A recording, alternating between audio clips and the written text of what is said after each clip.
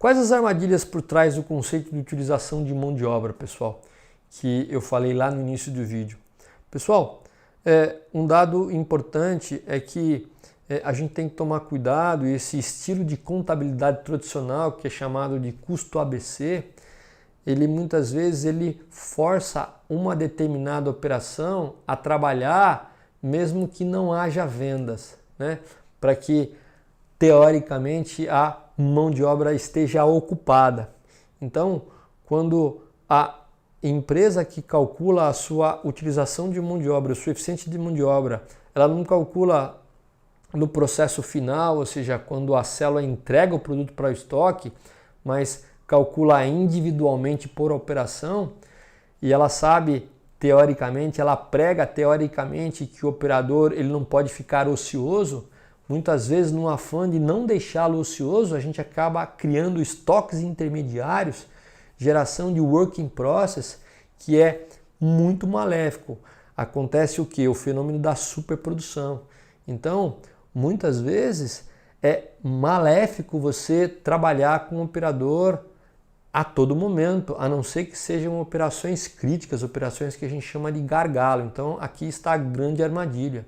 A gente tem que trabalhar constantemente, não é em todas as operações, não são em todas as operações, mas no recurso restritivo. Os outros recursos que não são restritivos, eles servem simplesmente para manter abastecido por um tempo o recurso restritivo. Então está aqui uma grande armadilha que faz com que, se a gente não tomar cuidado, a gente vai querer a todo momento fazer com que o operador mantenha a produção, mesmo não sendo a operação restrição. Então, nada mais improdutivo, como já dizia Peter Drucker, que é o pai da administração na década de 70 e 80, nada mais improdutivo do que você ser eficiente onde você não precisa ser. Então a gente precisa ser eficiente na restrição. Então muito cuidado quando você busca eficiência em todas as operações do teu processo produtivo, ok? Porque isso é um grande equívoco. E é o que a gente falou, é a síndrome da eficiência.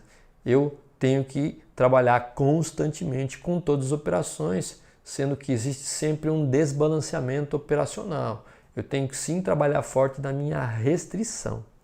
Então isso acaba tendo um acúmulo de WIP, um acúmulo de peças acabadas, que a gente chama de finish goods, e faz com que quando você tem um controle de eficiência por operação, isso é um grande equívoco.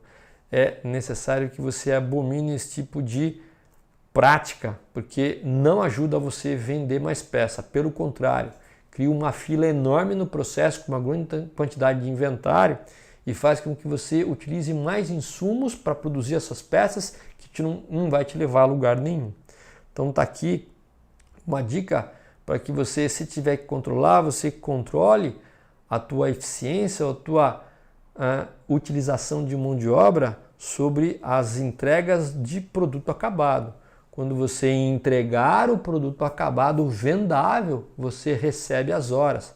Portanto, na hora que você calcula, você não vai ter simplesmente o tempo de ciclo de uma operação, mas você vai ter o tempo de ciclo padrão da sequência de operações que compõem aquela célula de fabricação, que compõe aquele produto que passa em N operações. E aí você vai ter a quantidade de mão de obra não só daquela operação, mas de toda a célula na qual aquele part number passou por aquelas operações no momento da transformação. Então é um equívoco, volto a dizer, quando você calcula a utilização de mão de obra em uma operação específica.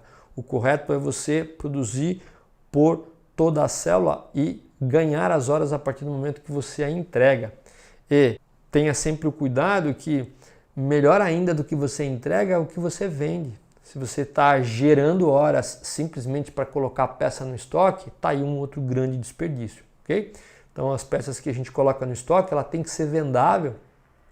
E mais um detalhe, o cliente tem que remunerar a gente por aquilo que a gente entregou, porque tem muito cliente que não paga o seu fornecedor. Então tem que tomar bastante cuidado em relação a isso, tá? Então tá aqui as armadilhas.